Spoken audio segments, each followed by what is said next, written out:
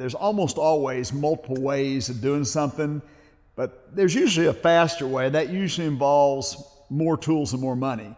But I wanted to share a way that you can make a piece of curved casing trim just using some routers. So I did a glue up, and you see that blue tape? I did that because I wanted the pieces to be able to separate apart. The reason I'm doing the dry layers is because I can put profiles on put some profiles on these pieces and then put them together, and it'll look like one big piece that have a big profile on it just by leaving places that I can run the bearing of a router. This is a little bit twisted. So I'm gonna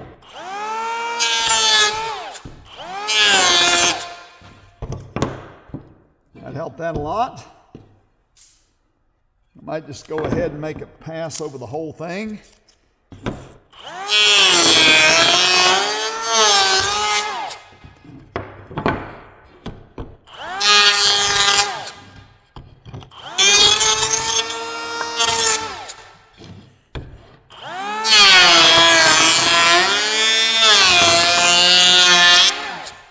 So I'm just kind of getting that cleaned up, and it's really easy to change out the knives on these. So again, sometimes I'd rather change out a little bit of abuse to my knives and save some wear and tear and time for me. Now what I'm going to do is I'm going to run this through the planer to get it to where this piece is about 13/16 thick.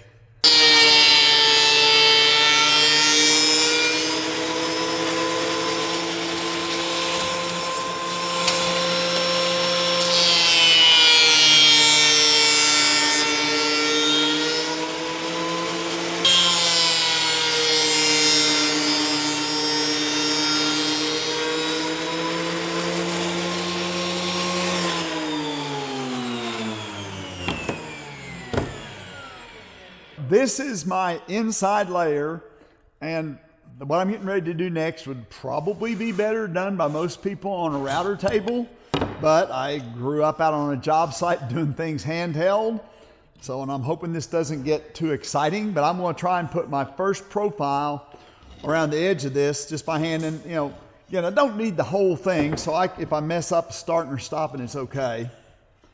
But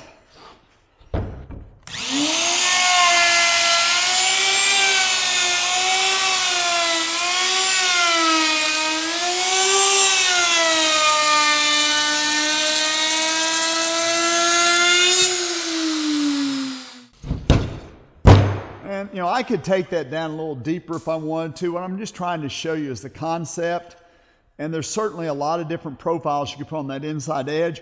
What I want to do now on this back edge is use a round over bit to kind of rotate it down, because I'm going to have a thinner layer here.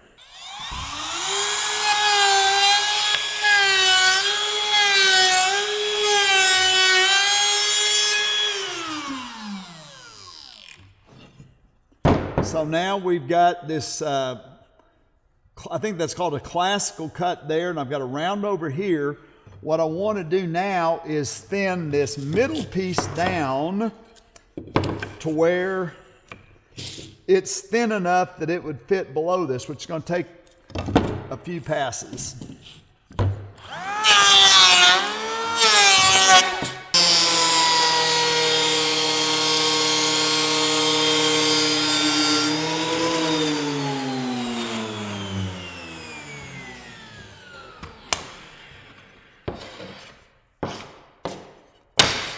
What we've got so far is we've got this cove cut, and then we've got it going down to a flat.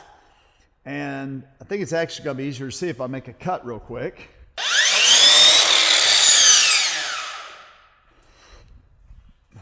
So that's probably easier to see. We've got this profile, it rolls down, then we've got a flat section. So the last thing we want to do is just put this big, taller piece with a cove cut on the inside back there.